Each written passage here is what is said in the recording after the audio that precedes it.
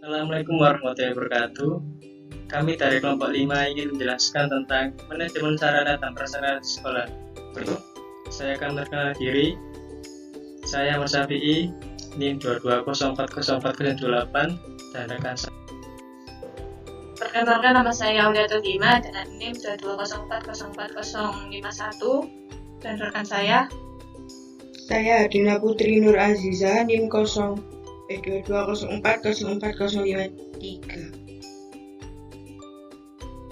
konsep dasar sarana dan prasarana, yaitu yang pertama yaitu sarana pendidikan, merupakan peralatan dan perlengkapan yang secara langsung dipergunakan dan menunjang proses pendidikan, khususnya agar mempermudahkan proses belajar mengajar, seperti kita bisa memakai gedung, ruang kelas, meja, kursi, dan alat-alat media pengajaran.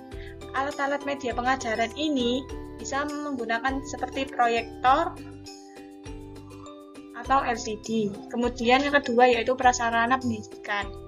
Prasarana pendidikan ini biasanya fasilitas yang secara tidak langsung menunjang jalannya proses pendidikan, seperti halaman, kebun, taman sekolah, lapangan olahraga, dan kantin. Selanjutnya yaitu urgensi sarana prasarana di sekolah dasar. Urgensi ini, sarana dan prasarana meliputi 3 aspek. Yang pertama yaitu meningkatkan mutu pendidikan.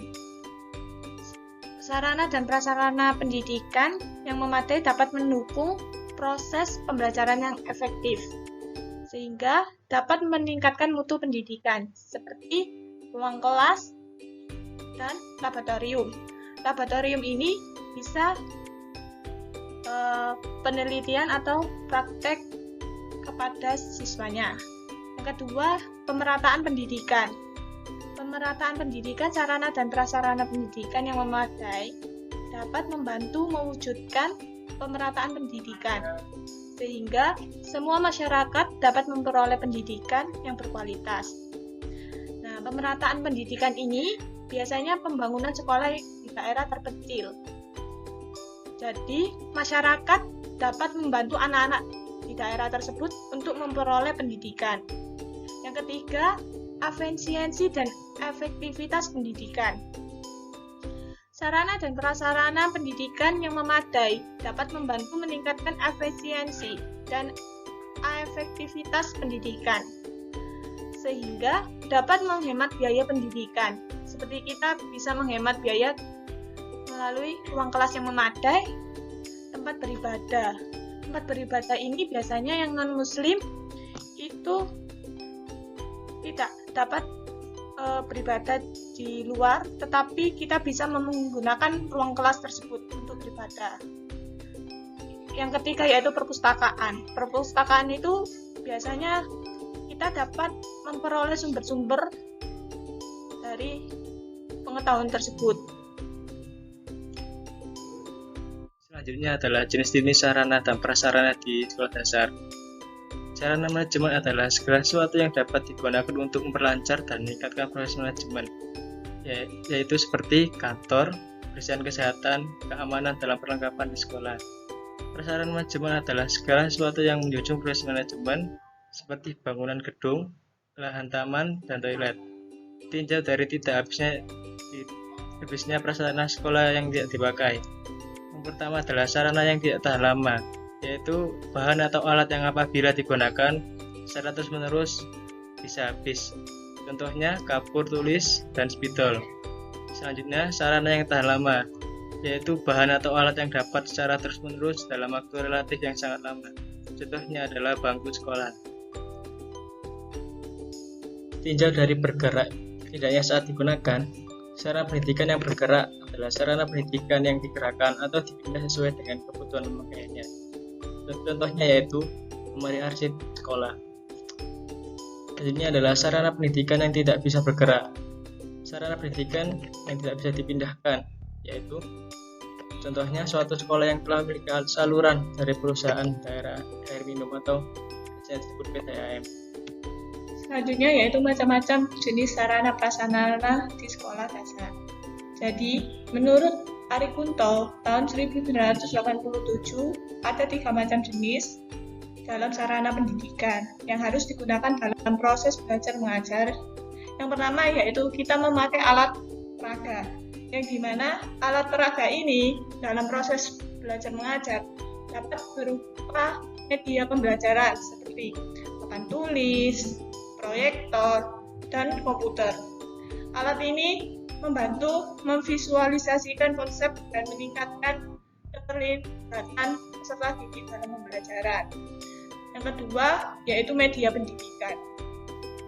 Media pendidikan ini dalam proses belajar mengajar mencakup berbagai alat dan teknologi yang digunakan untuk membantu informasi. Contohnya buku, audiovisual, dan presentasi. Kemudian yang ketiga adalah alat pengajaran. Alat pengajaran ini dalam proses belajar mengajar melibatkan penggunaan berbagai instrumen dan bahan ajar. Contohnya, kita bisa menggunakan aktivitas praktikum dan modul pembelajaran. Metode pengajaran ini dapat memudahkan peserta didik untuk memahami konsep secara lebih menyeluruh. Ukuran sarana prasarana di sekolah dasar. Menurut Peraturan Menteri Pendidikan Nasional Nomor 24 Tahun 2007, tanggal 28 Juni 2007, tentang standar sarana dan prasarana untuk sekolah dasar. Nah, ukuran sarana prasarana di sekolah dasar ini kita memakai bangunan gedung untuk memenuhi persyaratan kesehatan berikut. Nah, ada 3 yang dibahas, yaitu yang pertama adalah memiliki sanitasi di dalam dan di luar ruangan. Ukuran sanitasi di dalam bangunan gedung sekolah dasar memastikan lingkungan yang sehat dan menjaga kebersihan dan ventilasi, seperti wastafel dan toilet.